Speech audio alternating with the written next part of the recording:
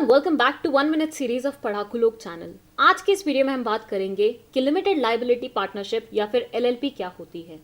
देखिए, पहले के जमाने में कभी भी कोई इंसान बिजनेस स्टार्ट करने के बारे में सोचता था तो उसके पास एक ऑप्शन होता था कि कुछ लोगों के साथ मिलकर वो पार्टनरशिप फर्म खोल सकता है और अपने बिजनेस को एस्टेब्लिश कर सकता है।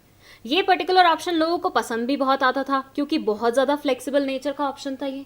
मतलब इसमें बहुत ज्यादा रूल्स एंड रेगुलेशंस नहीं थे, बहुत ज्यादा तामझाम नहीं था। आप बस पार्टनरशिप फर्म खोलिए, बेसिक सी रजिस्ट्रेशन करवाना है तो करवाइए, नहीं करवाना तो आपकी मर्जी है और आप अपना बिजनेस कर लीजिए।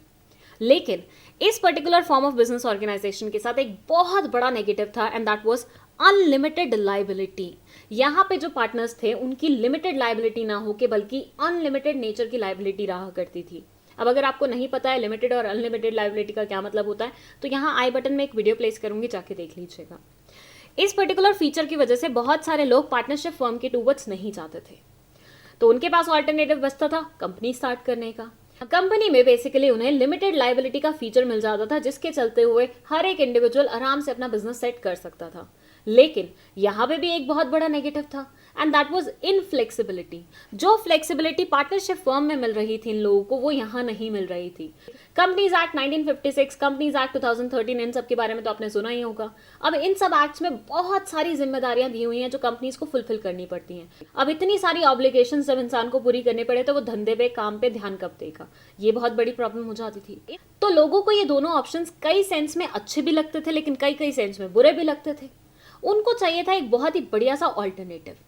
गवर्नमेंट को ये पर्टिकुलर नीड लोगों की समझ में आ गई, तो उसने सोचा कि क्यों ना ऐसा किया जाए कि इन दोनों फॉर्म्स ऑफ बिजनेस ऑर्गेनाइजेशंस के पॉजिटिव्स को कंबाइन कर दिया जाए और उनके नेगेटिव्स को हटा के एक नई फॉर्म ऑफ बिजनेस ऑर्गेनाइजेशन खोल दी जाए।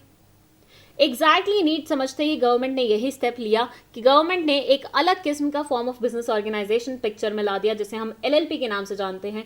और इसमें बेसिकली पार्टनरशिप फर्म की फ्लेक्सिबिलिटी और कंपनीज की लिमिटेड लायबिलिटी ऐड कर दी गई। तो ऐसा बिल्कुल बोल सकते हैं कि एलएलपी ने इन दोनों के ही नेगेटिव्स को साइडलाइन करते हुए लोगों के लिए एक ऑल्टरनेटिव एस्टेब्लिश कर दिया।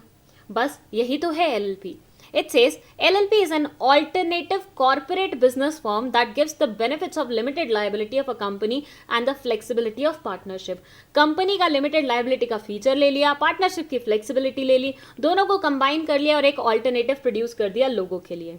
अब जो भी इंसान एलएलपी में कंट्रीब्यूट करता है, पैसे डालता है, उस इंसान को बोला जाता है partner.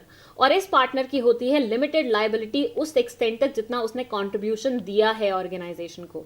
Plus at the same time LLP separate legal entity hold करता है, तो इसके चलते हुए पार्टनर्स आए, पार्टनर्स जाएं, पार्टनर्स मर जाएं, पागल हो जाएं, इससे एलएलपी को कोई फर्क नहीं पड़ता है। अब अगर आपको नहीं पता कि सेपरेट लीगल एंटिटी क्या होता है तो इसके रिगार्डिंग भी एक वीडियो बनी हुई है, वो भी यहाँ आई बटन में प्लेस कर दूंगी, जाके देख लीजिएगा।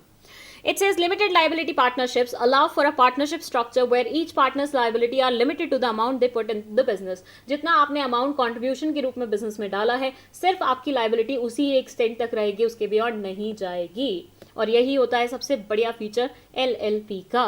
आई होप आपको ये पूरी कॉन्सेप्ट बहुत अच्छे तरीके से समझ में आई है और ऐसी और बहुत सारी वीडियोस के लिए इस चैनल को सब्सक्राइब करिए।